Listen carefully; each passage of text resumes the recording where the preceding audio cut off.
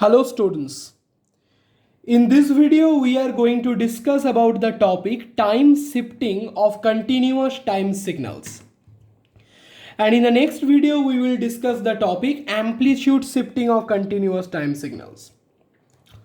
Suppose the original signal or the parent signal is denoted by x of t, and after time shifting operation the signal that we obtain is denoted by y of t.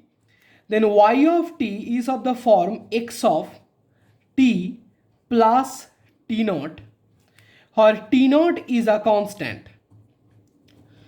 If you compare x of t with y of t, you observe that a constant t naught has been added with the time variable t to obtain y of t.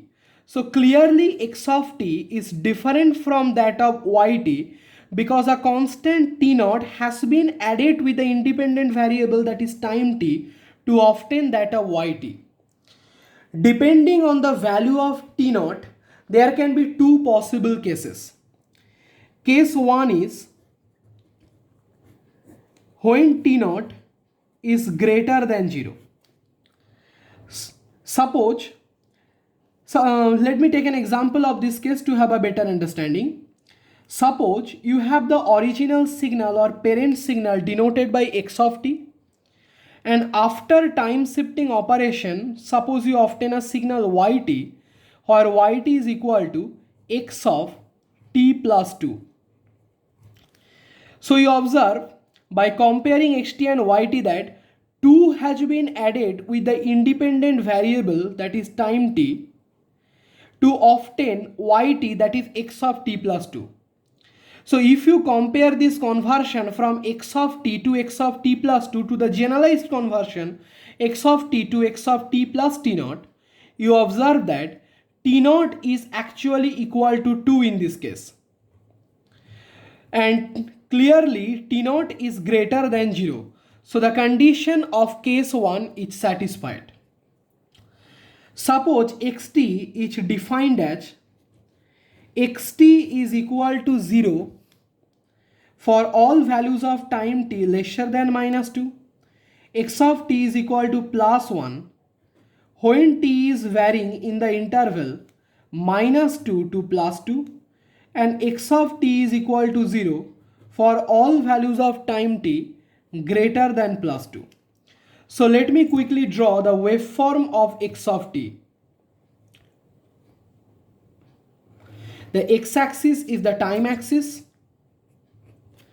and the y-axis is the amplitude axis. Here we are dealing with the signal x of t, so I will denote the y-axis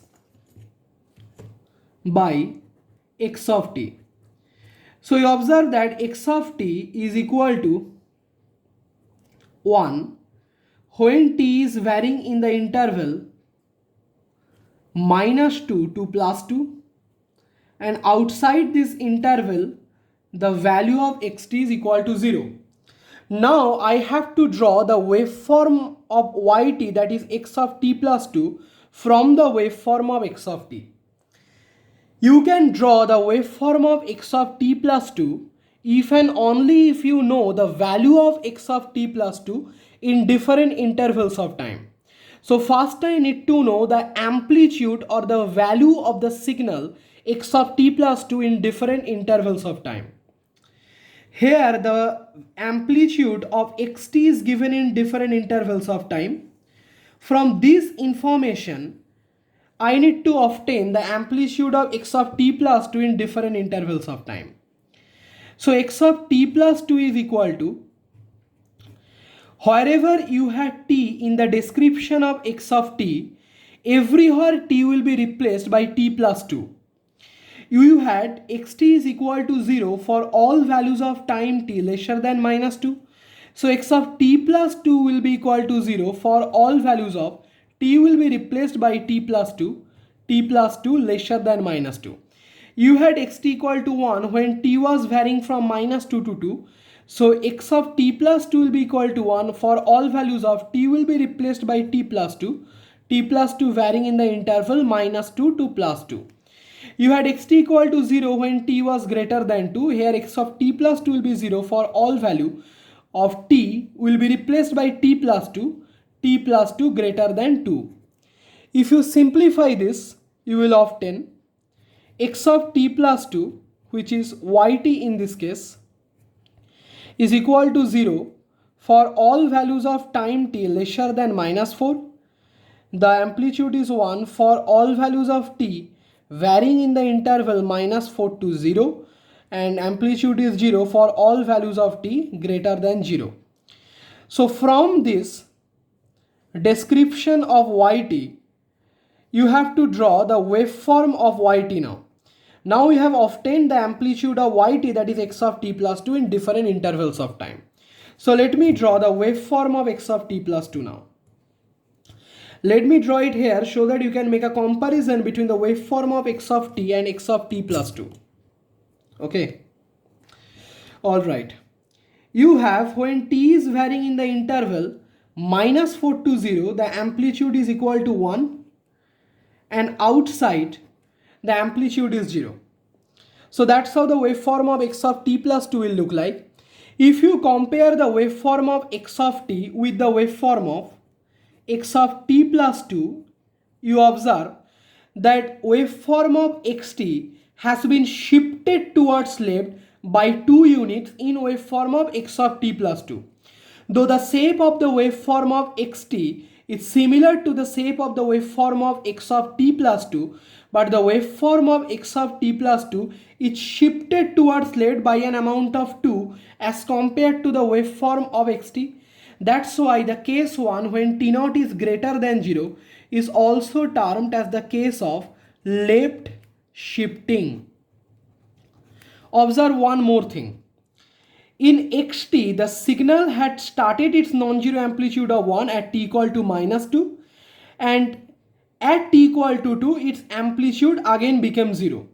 Whereas in x of t plus 2, its non-zero amplitude of 1 started at t equal to -4, and at t equal to 0, the amplitude has become again 0. So clearly in x of t plus 2, everything has occurred earlier in time as compared to that of xt.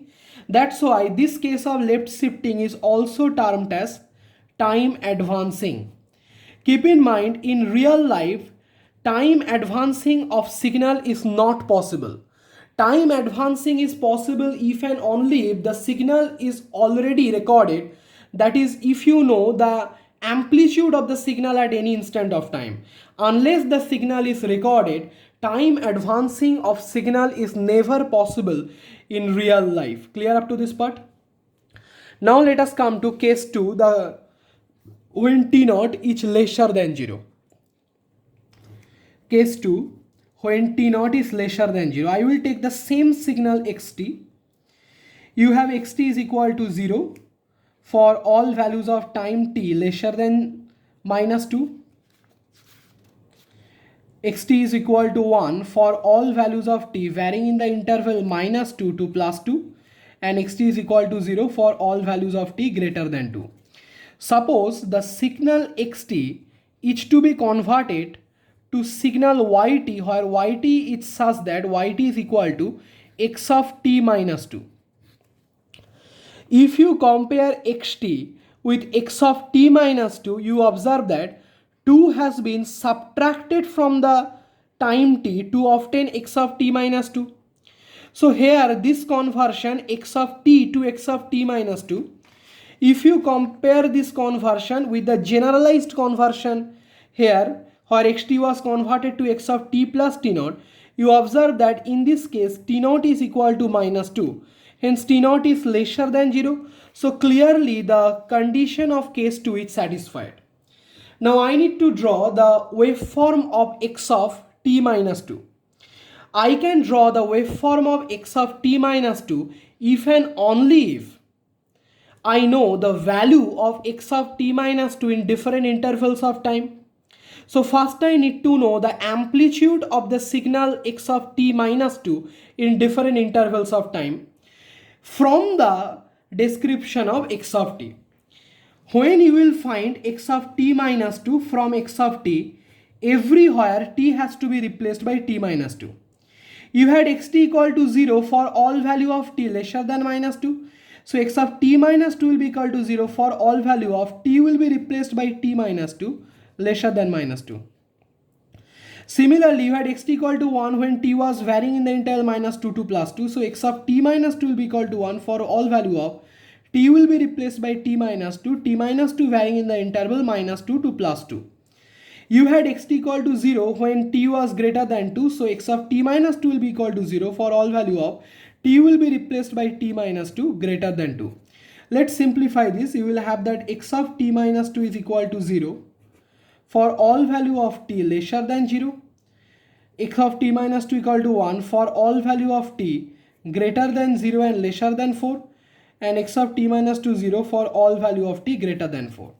Now let me quickly draw the waveform of xt and x of t minus 2 so that you can compare the changes that has occurred in the waveform. Clear? Okay. The x-axis is the time axis and the y-axis is the amplitude axis. Here I will draw the waveform of x of t and here I will draw the waveform of x of t minus 2. Waveform of xt will look something like this. In the interval of t varying from minus 2 to plus 2, the amplitude of the signal is 1 and outside this interval the amplitude is 0. And the waveform of x of t minus 2 will look something like this. In the interval of t 0 to 4, the amplitude is 1 and outside this interval the amplitude is 0. So if you compare the waveform of xt with the waveform of x of t minus 2, you observe that the waveform of xt has been shifted towards right by an amount of 2 unit when we have moved from xt to x of t minus 2. So the waveform of x of t minus 2 is shifted towards right by an amount of 2 unit as compared to the waveform of x of t. That's why this case of t naught lesser than 0 is also termed as the case of right shifting. Observe one more thing. At xt, the non-zero amplitude of 1 started at t equal to minus 2 and the amplitude has again become 0 at t equal to 2. Whereas in x of t minus 2, the amplitude became non-zero to 1 at t equal to 0 and t equal to 4 it again becomes 0. So in x of t minus 2, everything is occurring later in time as compared to that of xt. That is, in x of t minus 2, everything is getting delayed in time as compared to that of x of t. That's why this case is also termed as the case of time delay. So the case of right shifting is also termed as the case of time delay. So I hope that the concept is clear. If you have any doubt regarding this, you can let me know in the comment section. Thank you.